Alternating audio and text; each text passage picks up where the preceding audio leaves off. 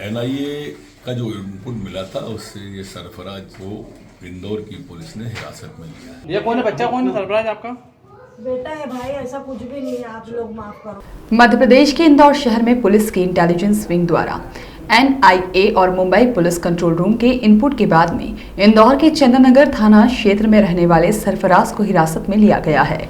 Police द्वारा तमाम input की जांच की जा रही है। वहीं सरफराज के परिजनों का कहना है कि उसे झूठा फंसाया जा रहा है। राष्ट्रीय जांच एजेंसी एनआईए और मुंबई पुलिस कंट्रोल रूम की सूचना पर इंदौर के इंटेलिजेंस विंग द्वारा आतंकी होने के संदेह में संदिग्ध सरफराज को हिरासत में लिया गया है। इंदौर के चंदननगर पुलिस थाना क्षेत्र में रहने वाले सरफराज को कई भाषा आती है और वह लंबे समय तक चीन भी रहा है। सरफराज के पासपोर्ट में हांगकांग में ज्यादा समय रहने की जानकारी मिली है। इसी आधार पर सरफराज के खाते और उसका पूरा बैंक रिकॉर्ड खंगाला जा रहा है। साथ ही साथ उसके द्वारा की गई एक चीनी महिला से शादी और उसे तलाक दिए जाने की जानकारी भी पुलिस को मिली है और उस पहलू पर भी जांच की जा रही है। फिलहाल इस पूरे मामले में पुलिस अभी सीधे तौर पर सरफराज को आतंकवादी नहीं मान रही है, लेकिन संदिग्ध होने के चलते उसे हिरासत में लेकर हर इनपुट पर गंभीरता से जांच की जा रही है।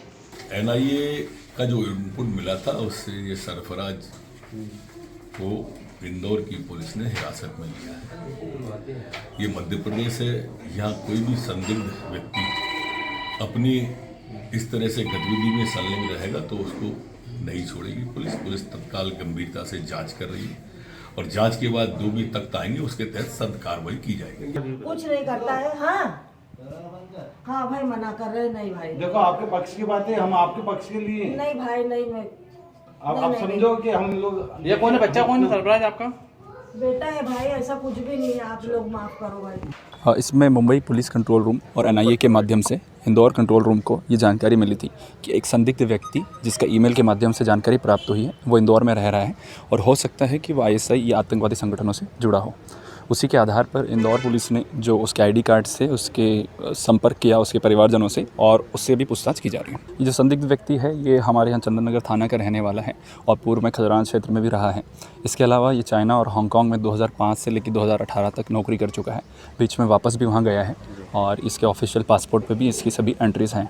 इसकी 2018 में यहाँ पे आया था और इसकी जो चौथी शादी वो यहाँ हुई थी। इसका जो कहना है वो ये है कि इसने चाइनीज़ महिला से शादी करी थी, उससे वाद विवाद की वजह से, उसके वकील से वाद विवाद की वजह से इसके खिलाफ़ गलत जानकारी दी गई है। तो हम उस बिंदु पर भी काम कर रहे हैं और जब भी अंतिम परिणति पर तभी पहुँच पाएंगे जब सभी बिंदुओं को हम चेक कर लेंगे। ये यहाँ पर मेडिकल शॉप का काम करता था पहले, उसके पहले कपड़े का काम करता था, कुछ समय इसने ऑयल का भी काम किया है और चाइना और हांगकांग में इसने रेस्टोरेंट का काम। 2005 में ये मुंबई से यहाँ पर आए थे और ये 5th तक पास है। उसके पश्चात इसके पिताजी नौकरी की वजह से यहाँ पर आए और उसके पश्चात इसने भी अपने रिश्तेदार से संपर्क करके हांगकांग और चाइना वहाँ पर जाके नौकरी की है और अभी इसकी तरफ से जो भी हमें प्राप्त हुए हैं दस्तावेज उसको हम क्रॉस चेक करवा रहे हैं और संबंधित दूतावासों से भी क्रॉस चेक करवा रहे हैं। अगर कोई भी चीज़ ऐसी संदिग्ध प्राप्त होती है तो हम उसको बताएं। अभी पूछताछ हमने की है और दस्तावेज उससे मांगे हैं। जैसे जैसे हम लोग मांग करते जा रहे हैं और प्राप्त करते जा रहे हैं उसको क्रॉस वेरिफिकेशन करवा रहे हैं। विशेषज्ञ संस्थाएं और मुंबई पुलिस के साथ भी हम लोग तालमेल रख रहे हैं और जहाँ भी फाइनेंशियल या फिर ऐसा कोई भी हमको ट्रेल देखना है तो हम उसको देख के प्रयास कर रहे हैं कि इसके पास अभी 2016 का पासपोर्ट है जो भी वैलिड है और उसके पहले इसने एक बार 2006 में बनवाया था जो हांगकांग में था। सर पूछताछ में सहयोग हो रहा है? सहयोग कर रहे हैं? हाँ, ये सहयोग कर रहा है। 2003 में इसने ओरिजिनल पासपोर्ट बनवाया था, फिर 2006 में घूमने के बाद इसने हांगकांग से ही पासपोर्ट बनवाया है इंडियन एम्बेसी से और अभी हमने पासपोर्ट कार्यालय से भी जानकारी प्राप्त करने का प्रयास किया है। तो जैसे ही वो आ जाती है हम लोग इसके अंतिम अभी सिंगल पॉइंट इन्फॉर्मेशन आई है कि सस्पेक्टेड टेररिस्ट या आईएसआई एजेंट हो सकता है, ऐसा एक सिंगल लाइन हमारे पास इन्फॉर्मेशन आई है। तो हम सभी बिंदुओं को कवर कर रहे हैं। अभी हम लोग इस बिंदु पे पहुंचेंगे। सभी जो विशेषज्ञ संस्थाएं हैं वो हमारे साथ मिलकर ही इन्वेस्टिगेशन कर रही हैं और वो यहाँ पर ही उपलब्ध है। ये उसने अपनी तरफ से एक बिंदु दिया है तो हम उसको भी जांच में शामिल करेंगे कि एक चाइनीज़ महिला से तलाक का जो उसका केस चल रहा है, इसी वजह से उस वकील ने उसके खिलाफ गलत इन्फॉर्मेशन दी है। तो हम किसी भी बात को अंतिम सत्य नहीं मानते हुए हर चीज़ पे पॉइंट पे क्लियर कर रहे हैं, क्रॉस चेक कर रहे हैं। इवन हांगकांग और पासपोर्ट के हिसाब ऑफिशियल जो उसका विजिट है सिर्फ हांगकांग और चाइना का। तो सरफराज की माँ का कहना है कि झूठा फंसाया जा रहा है, झूठे आरोप लगे हैं। तो जो भी बिंदु हैं सभी जांच में आ रहे हैं, उसकी बात भी सुनी जा रही है और हमारे पास जो फैक्ट निकल के आ रहे हैं जो दूसरे ऑर्गेनाइजेशंस ने हमारे साथ शेयर किए हैं उन पर भी हम जांच, क्योंकि लंबे समय तक चाइना रहा है तो इसको चाइनीज़ भी आती है, इंग्लिश भी आती है और हिंदी भी।